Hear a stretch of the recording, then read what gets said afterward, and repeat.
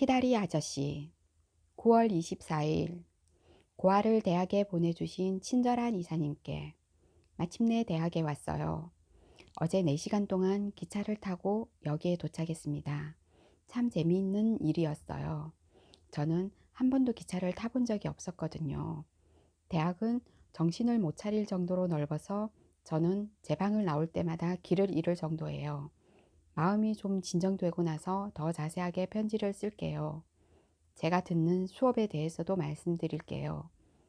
월요일 아침까지 수업이 없고 지금은 토요일 밤입니다. 그렇지만 제 소식을 알려드리고 싶어서 이렇게 먼저 편지를 씁니다. 모르는 분께 이렇게 편지를 쓰려니 참 이상하네요. 편지를 쓰는 것 자체가 제게는 좀 어색해요.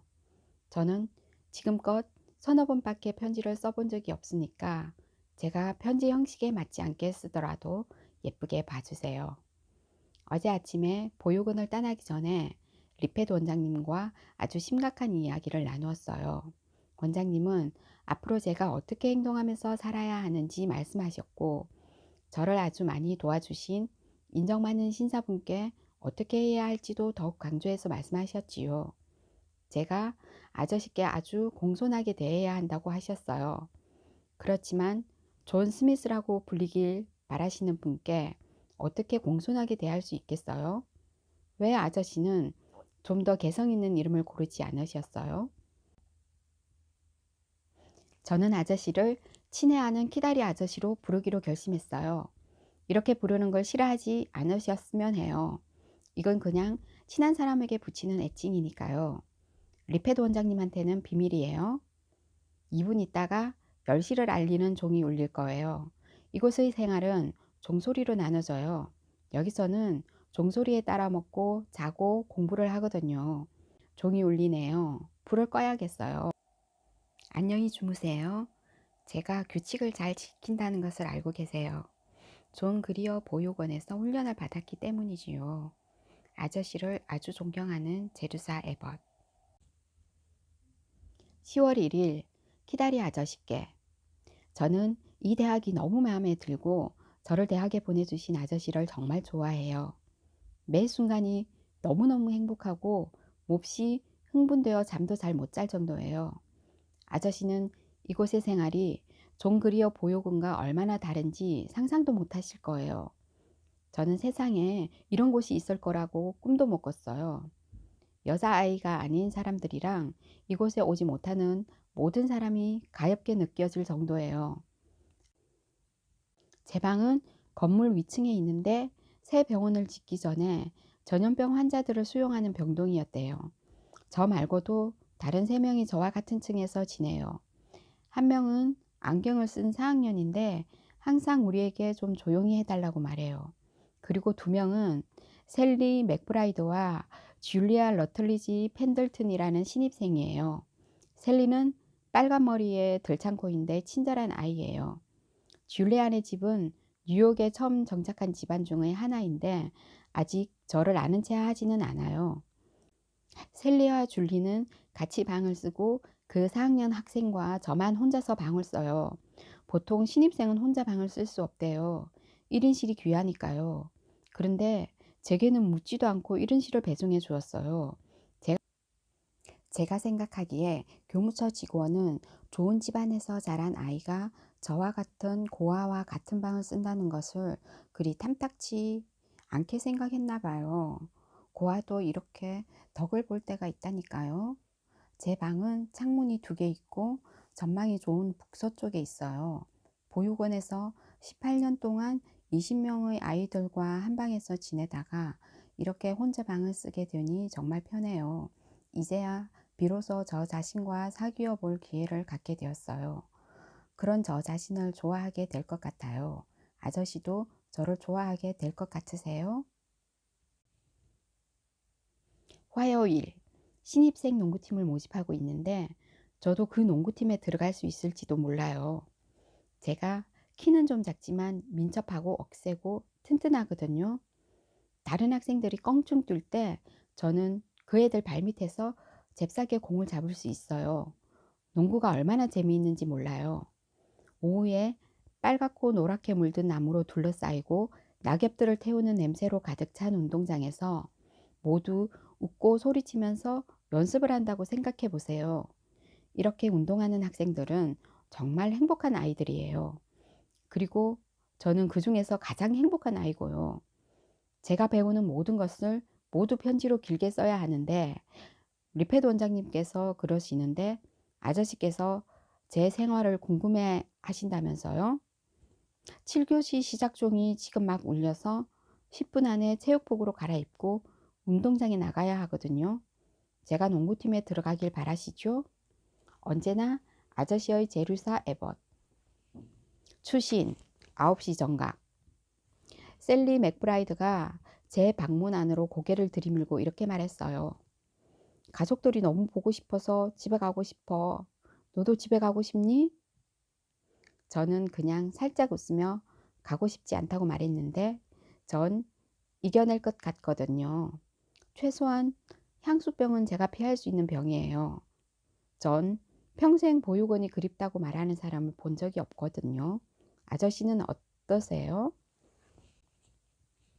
수요일, 친애하는 키다리 아저씨께 제 이름을 바꿨답니다.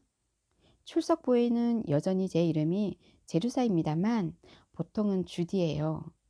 자신의 유일한 애칭을 자신이 직접 지어야 하다니 참 안 됐지요. 그렇지만 주디라는 애칭을 전적으로 제가 다 지은 것은 아니에요. 프레디 퍼킨스가 말을 또렷이 할 수 있기 전에 저를 주디라고 부르곤 했거든요. 리페드 원장님이 아기 이름을 고를 때 좀 더 신경을 썼더라면 참 좋았을 텐데 말이지요. 원장님은 전화번호부에서 아이들 성을 골랐대요. 아저씨는 에버시란 성을 전화번호부 맨 앞쪽에서 볼 수 있을 거예요. 그리고 이름은 기독교 냄새가 나는 것으로 아무 곳에서나 골랐답니다. 원장님은 묘비에 새겨진 제루사라는 이름을 고른 거예요.